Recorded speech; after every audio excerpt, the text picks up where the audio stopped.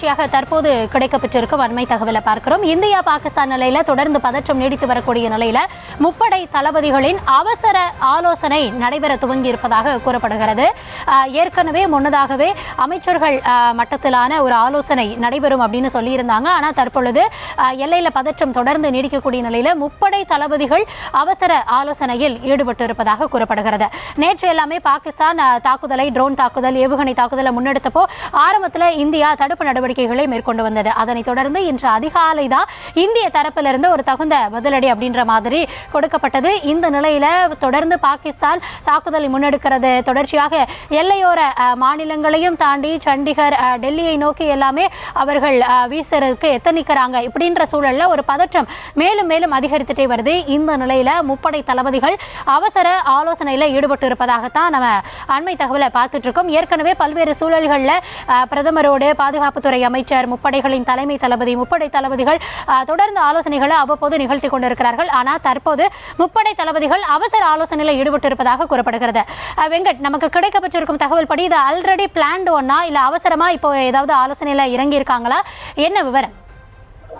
நிச்சயமாக. ஏன்னா இப்ப பாகிஸ்தான் டெல்லியை குறிவைத்திருக்கிறார்கள். அதுதான் இப்ப முக்கியமாக பார்க்க வேண்டியதா இருக்கிறது. ஏன்னா எல்லைக்கோட்டு பகுதி, காஷ்மீரை ஒட்டியிருக்கக்கூடிய பகுதி, பாகிஸ்தான் ஒட்டியிருக்கக்கூடிய மாநிலங்களை காட்டிலும் டெல்லிக்கு இரண்டாவது முறையாக ஏவுகணையை அனுப்பியிருக்கிறார்கள். அது பாதியிலேயே இந்திய ராணுவத்தால் சுட்டு வீழ்த்தப்பட்டிருக்கிறது, தகர்த்திருக்கிறார்கள். இந்த நிலையில தான் தற்பொழுது இந்த அவசர ஆலோசனை கூட்டம் என்பது முப்படைகளுடைய தலைமை தளபதி அனில் சௌகான், ராணுவத்துடைய தளபதி உபேந்திர திவேதி, கடற்படையுடைய தளபதி தினேஷ் கே திரிபாதி, இந்திய விமானப்படை தளபதி அமர்தீப் சிங் தற்பொழுது ஒரு அவசர ஆலோசனைகளை மேற்கொண்டு வருகிறாங்க. ஏன்னா டெல்லி இரண்டாவது முறையாக டெல்லியை நோக்கி பாகிஸ்தான் ஏவுகணையை வீசியிருக்கிறார்கள். அந்த இரண்டு முறையுமே இந்திய ராணுவம் அந்த ஏவுகணையை தகர்த்திருக்கிறார்கள். இந்த நிலையில தான் இந்த அவசர ஆலோசனை கூட்டம் என்பது தற்பொழுது தொடங்கி நடைபெற்று வருது. ஏன்னா நேற்று ஆகட்டும் இந்த ஆபரேஷன் சிந்தூருக்கு பிறகாக பாகிஸ்தான் முதல்ல அந்த எல்லைக்கோட்டு பகுதியில தாக்குதலை நடத்தினாங்க ஊடுருவி. அதன் பிறகாக பாகிஸ்தானை ஒட்டி இருக்கக்கூடிய மாநிலங்களாக இருக்கக்கூடிய பஞ்சாப், ராஜஸ்தான், சத்தீஸ்கர், குஜராத் போன்ற மாநிலங்கள்ல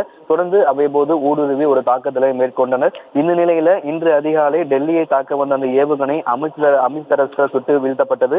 அதே போல தற்பொழுது டெல்லியை நோக்கி வந்த ஒரு ஏவுகணை ஹரியானா இருக்கக்கூடிய சிர்சா பகுதியில சுட்டு இந்திய ராணுவம் தகுந்த பதிலடி கொடுத்து அதனை வீழ்த்தி இருக்கிறார்கள். இந்த நிலையில தான் இந்த அவசர ஆலோசனை என்பது தொடங்கப்பட்டிருக்கு. ஏன்னா இத்தனை நாளா பாகிஸ்தான் டெல்லியை குறிவைக்காமல் இருந்தது. ஆனா தற்பொழுது டெல்லியை குறிவைத்து இரண்டாவது முறையாக ஏவுகணையை தாக்கி இருக்கிறார்களாக தகவல் கிடைக்கப்பட்டிருக்கிறது.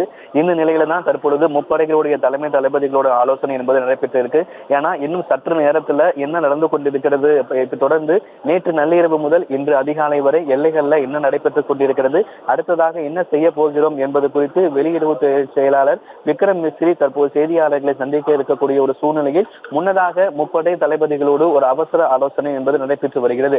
தொடர்ச்சியாகவே மத்திய பாதுகாப்புத்துறை அமைச்சர், உள்துறை அமைச்சர், வெளியுறவுத்துறை அமைச்சர் ஆகியோர்களோடு பிரதமர் மோடி அவர்களும் அடுத்ததாக ஆலோசனைகள் மேற்கொள்வார் அப்படிங்கிற ஒரு தகவலும் கிடைக்கப்பட்டிருக்கிறது.